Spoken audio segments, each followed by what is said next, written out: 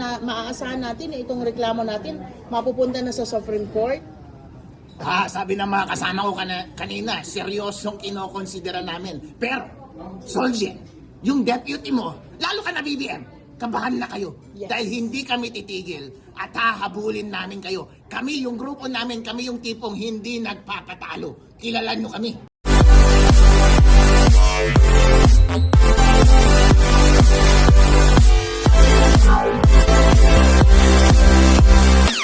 Magandang hapon po sa inyong lahat and thank you so much for coming dito sa aming press con. Ako po si Attorney Harold Respicio, elected Vice Mayor ng Reyna Mercedes Isabela.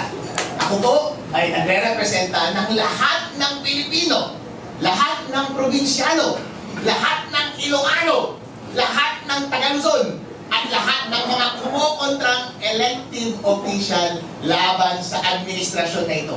Dahil hindi totoo ang sinasabi nila na may solid north. Hindi totoo na solid ang mga probinsyano at Ilocano sa kanya. Kasama namin si Chavito. Hindi totoo. Nakakampi nila lahat ng mga nakuupong opisyal sa ating gobyerno dahil nandito ako, pinapakita ko yan.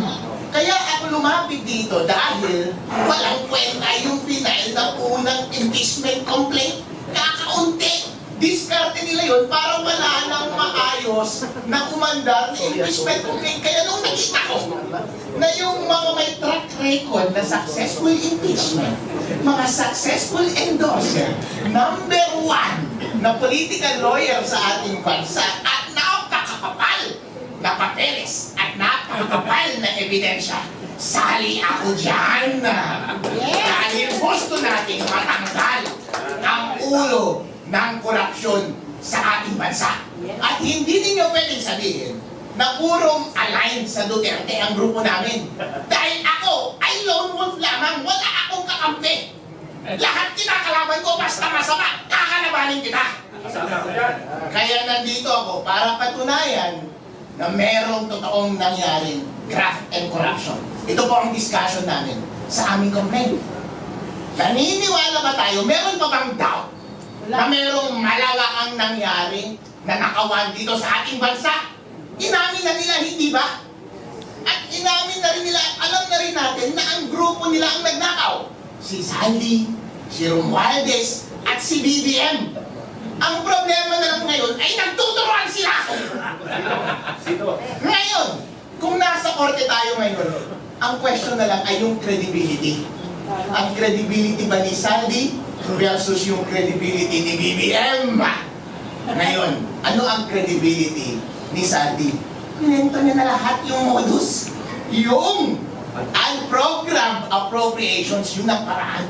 Ang pagnanakaw sa budget ng PhilHealth. Nagkasakit si Congressman Jing Paras. Hindi na siya makakakuha ng benefits sa PhilHealth. Yung aking bangko kapag nabankrupt, wala na akong makukuhang pera dahil kinuha na nila yung pera sa PDIC. Kwento na ni Saldi lahat ng kanilang paraan specific. Nagde-deliver ng mali-maleta sa Malacanang, sa Allsmart, 2 billion. Ayun o, ang daming pera. Bilyon-bilyon sa lapi ang dinideliver amongst them. Yun yung isang side ng credibility. Ngayon, tignan natin yung isang side ng credibility. Anong sagot? AI.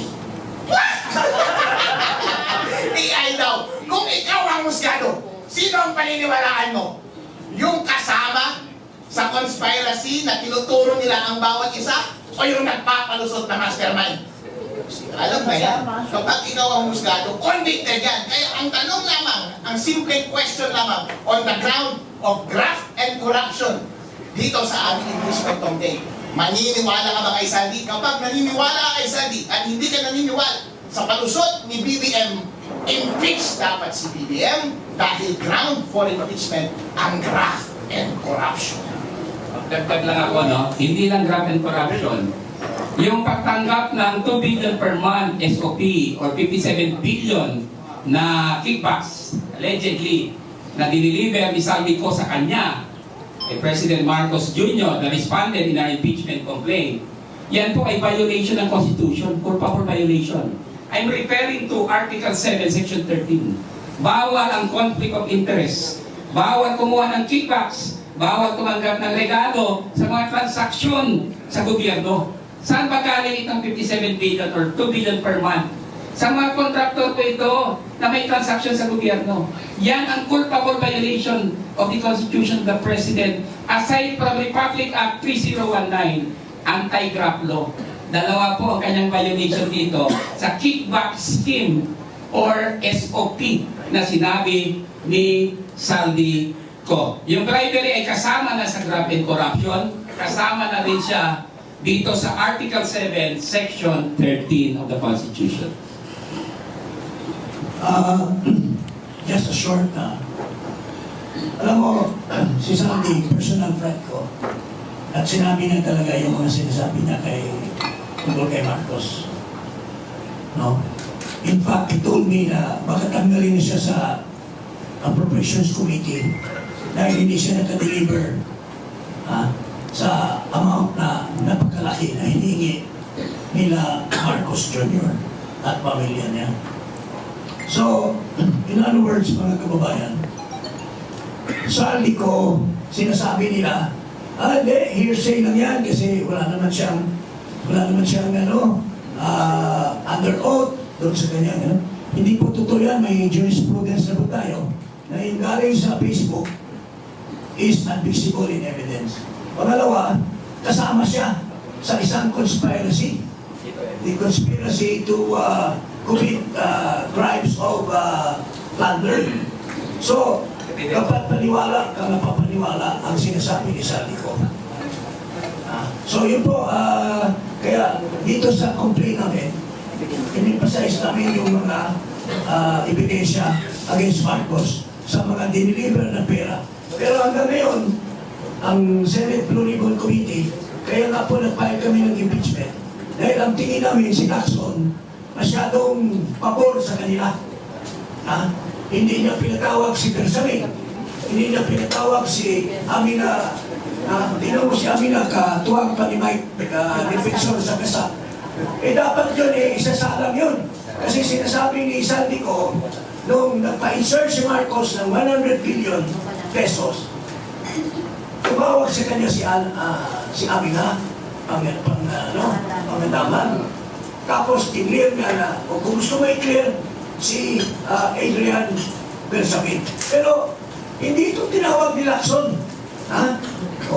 So, kaya, our only recourse is this impeachment para isigaw namin sa taong bayan na ito po yung katotohanan. Dito, formal na namin inain dito sa Kongreso.